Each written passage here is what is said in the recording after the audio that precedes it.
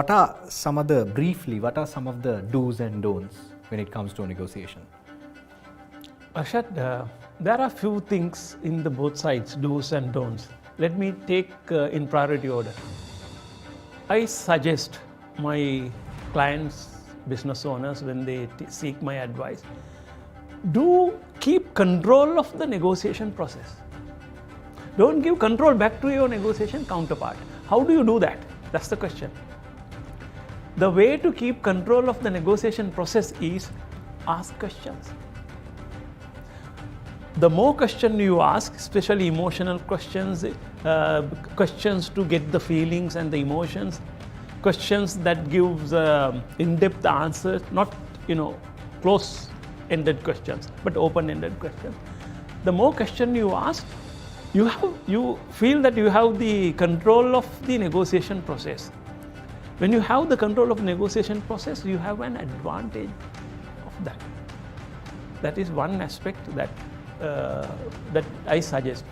Number two, often the people tend to focus more on result or profit rather than the negotiator. My advice is, don't first focus on the result. Imagine we are negotiating to cut a cake.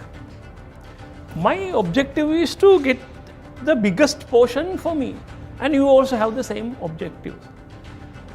I say, Arshad, the bigger part should be mine. Don't even think about it. I need 90% of the cake. But then you also have the same objectives. You said, no, I also have the ownership of this cake because I also participate in making it. I also have at least 50% of the cake. So when I negotiate to get the part of the cake, the result, the profit, the revenue, that makes it more difficult. If I focus first on the negotiating counterpart, Arshad, you know that you have no right to ask for half of the cake.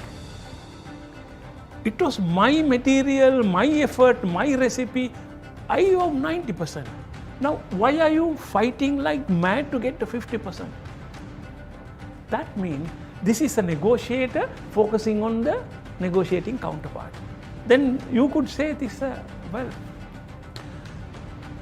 this is not for me. I usually pass through this Rajagiriya every day, and there's an orphanage. It's amazing, those little boys and the girls. Sometimes I take biscuits, toffees, and give them. And when they enjoy, it's very rewarding, man. I know I will not have the bigger part, but if I can have at least half of it.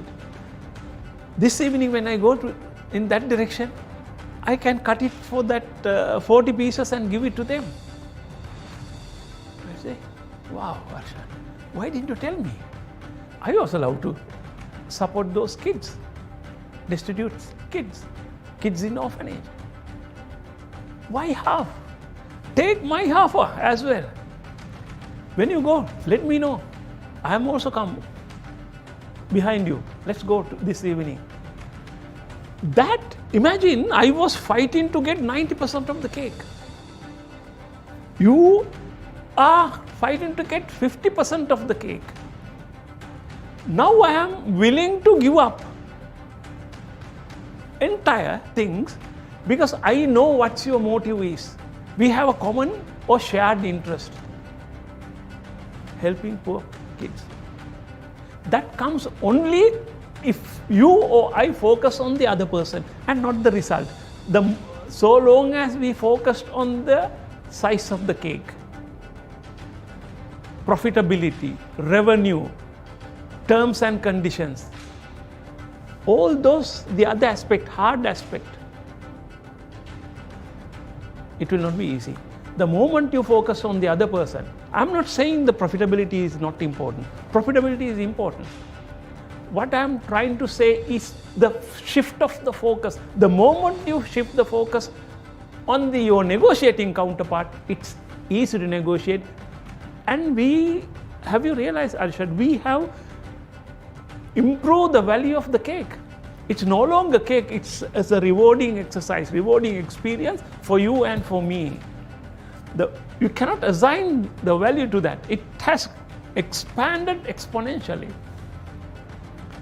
This is where we say focusing on the negotiator first will be helpful.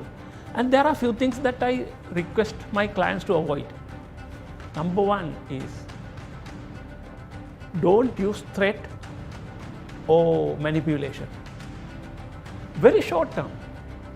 Sometimes threatening is the shortest way, easiest way to get the negotiation outcome. But in long run, it's very damaging. No, after a while, people will realize nobody wants to negotiate, do business with you. So avoid threatening or manipulation because it's a very short term. The other one, I don't know, this is my personal opinion. I request in negotiation not to give anything free. It has to be something for something, nothing for nothing.